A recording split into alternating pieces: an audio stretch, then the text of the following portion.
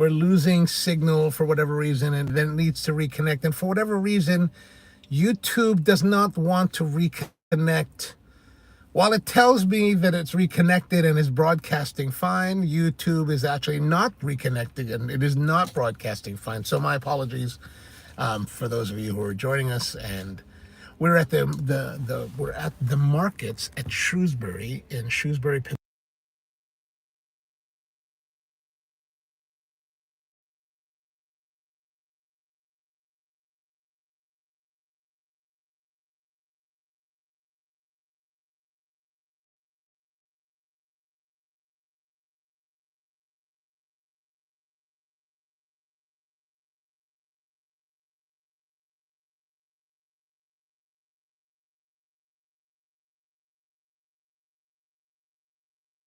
Okay, now I muted myself. That's good. This is what I need.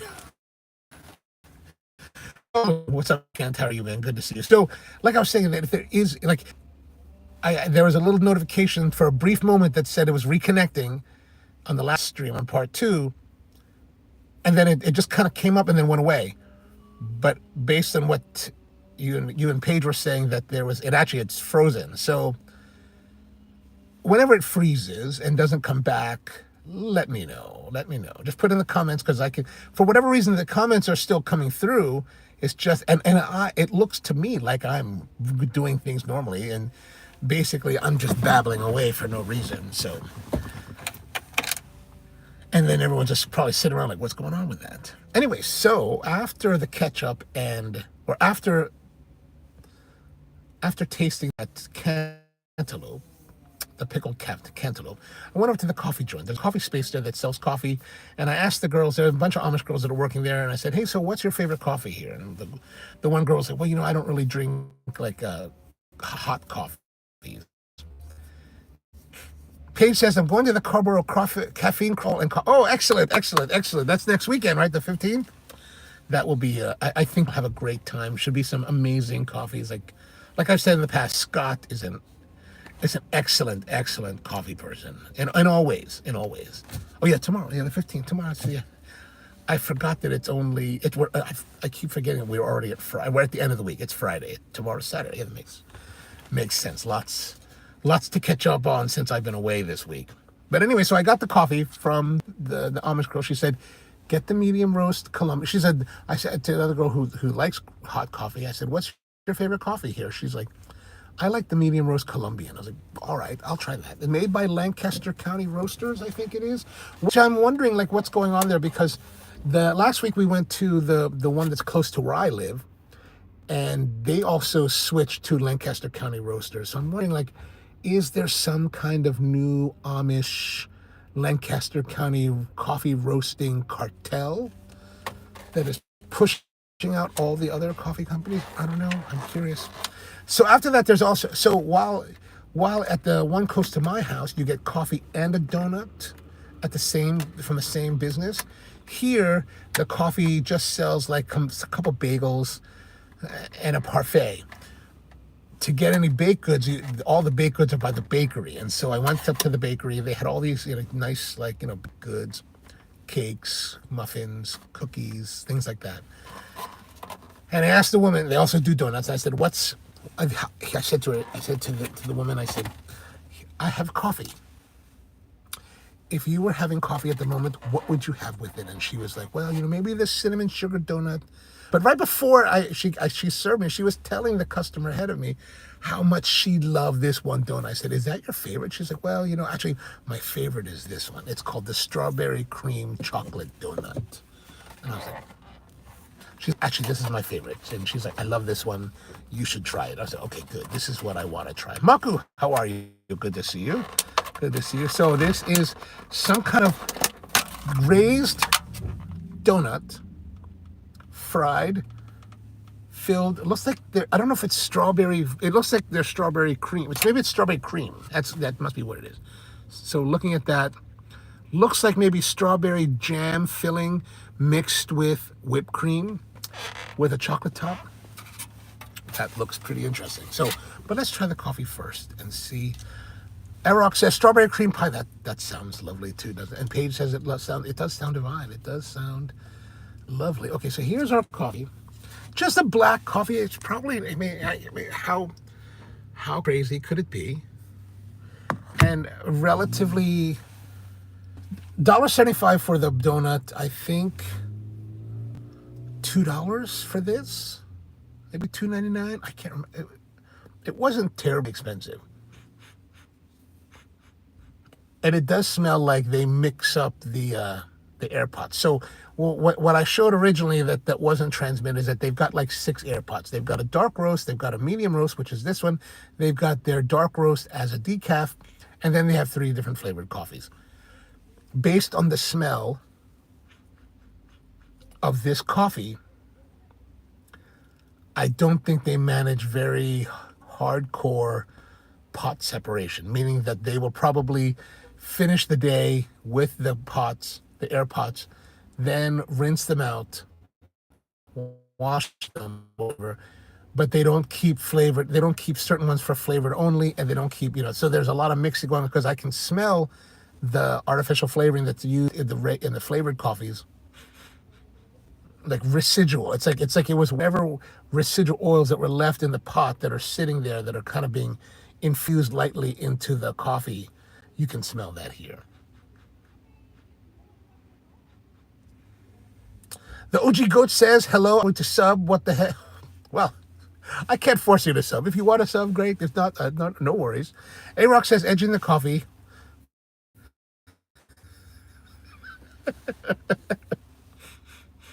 I do. I used to have a triple chin, but now it's only a double.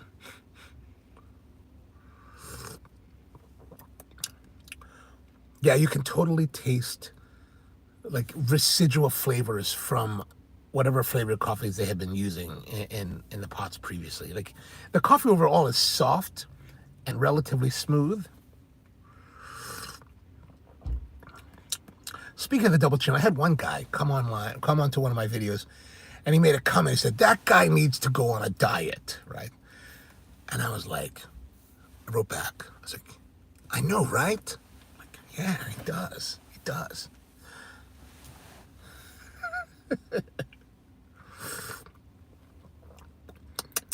So, not very defecty, or maybe it could be a little bit dirty, but the flavoring, the residual flavoring that's coming off of the air pot kind of smoothens it out.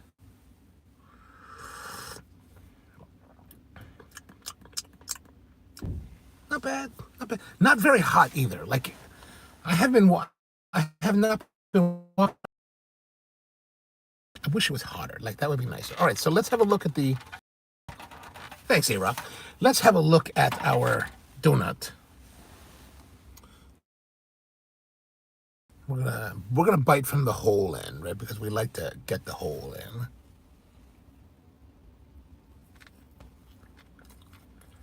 Oh, so it's not.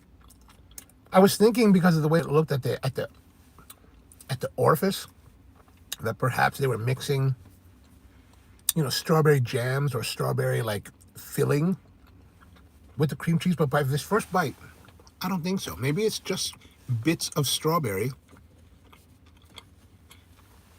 in it. So far, that first bite, typically sweet, but quite sweet whipped cream. And whipped cream.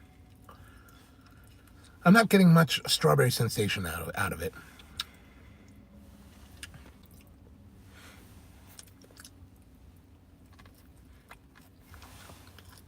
So,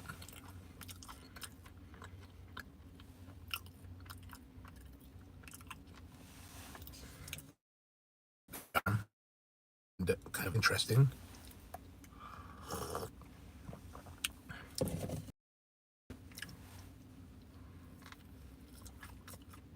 Oh, maybe there is some. I'm looking here now.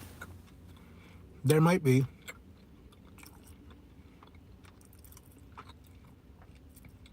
A-Rock says, dang, I didn't say what he said. I'm sick. I was drunk. Nothing important, I'm sure. Nothing important, I'm sure. So I'm thinking, yeah, there might be some. Maybe there is some. We'll see. We'll see. Oh, yeah. See? No, there is. But it is very sweet. Like, this is a very, very sweet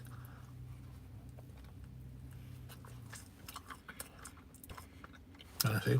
So I wish it was kind of mixed better, but it seems like it's what I think they're doing is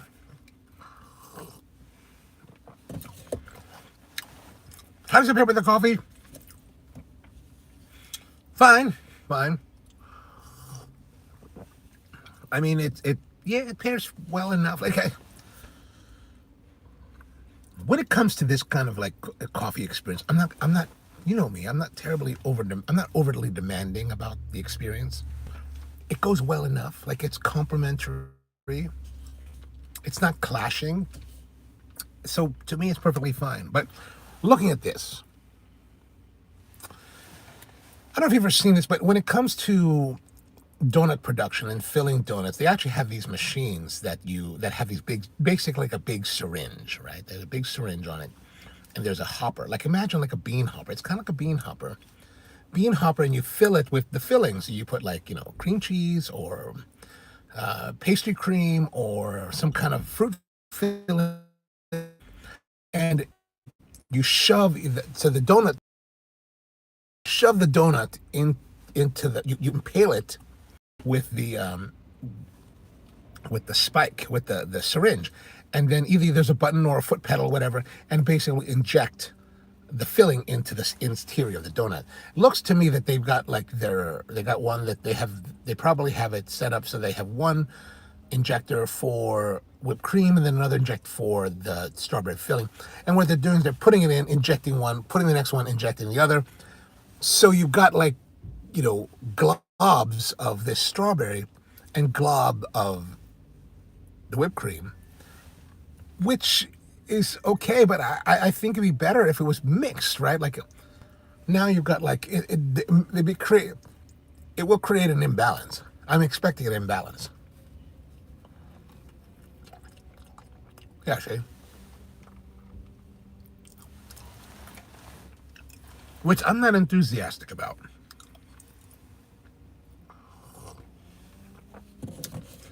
Like it was better when it's kind of mixed. So let's see if we can. I'm going to see about mixing it up a little bit, right? So here I'm going to take this straw, and I'm going to try to slosh it around a little bit. It's not going to be very. I've already eaten through most of the whipped cream because whipped cream was towards the front of what I was biting. So it looks like they injected the strawberry first, and then the whipped cream. So this is a little bit better result. If I was to order this again, which I probably wouldn't, because I don't like imbalance so much, but I would probably want to do this early on. Yeah, not too shabby. Yeah, $4. If for $4 or $5, whatever the total amount we spend, not too bad. Not healthy. this is not. This is not alleviating.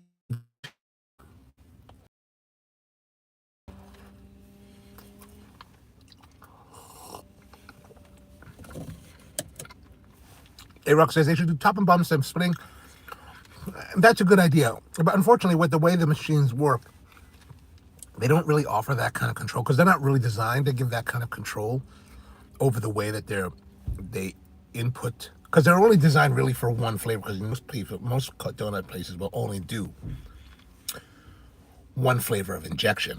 Where this is a little bit. This is kind of a bold path for a donut shop. But now we got the jelly, and it's mostly jelly, so it's now, I think, a little bit too heavy, too sweet on this side.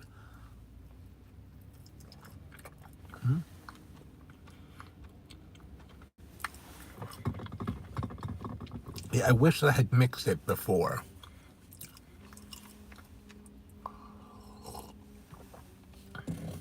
Like, so in its current state, I find it to be a curious and interesting thought, an interesting exercise, but I don't. I would want to have it. I would want to have it better blended together in order to order it again.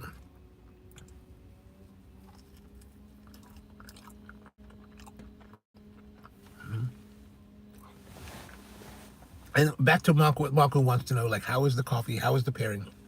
It's fine. I wish I could tell you that it was some kind of give you better detail or give you detail more substantial than it's fine, but it really is. That's really kind of the best way to describe it. It's a medium roasted coffee, not terribly like challenging, but also not terribly challenged, meaning that it's not very dirty. It's not very like defect ridden, like some coffees we've had. It's a fairly mild, balanced coffee that has that before I started eating this had a bit of residual flavoring elements from the air pots that they use that they probably haven't cleaned in a while. You can kind of tell that it probably hasn't been cleaned because I'm getting residual flavors from flavored coffees that they sell. But I mean, it is what it is. And I don't know how to say, like, we're in the country, so it's kind of rural. So I don't want to say, I don't know how to say that without it sounding dismissive. And I don't necessarily mean it to be dismissive, but it's just kind of like, well, they're providing coffee. They're not. I wouldn't say they're a specialty coffee roaster trying to like sell the most delicate, most beautiful out partying out there in Australia, going to the club. Like there was a time, 1:30 in the morning, or what is it now? Is it still 1:30, or are we at? Because we've had a change in time here in the United States. Does that mean it's 12:30 where you are, or 2:30 where you are? But either way, you should be out clubbing, man. Go clubbing. I have been clubbing in many years, but there was a time when Friday nights was club night. Actually, all weekend nights were club nights. Usually start, which we usually start. Well, Friday, Saturday, Sunday was club night. It was just a madhouse. We would start some weekends. Not all weekends were like this. All weekends were spent Friday nights at a place called Signal here in Baltimore. Very alternative, like underground kind of nightclub. 11:30 midnight to like 5.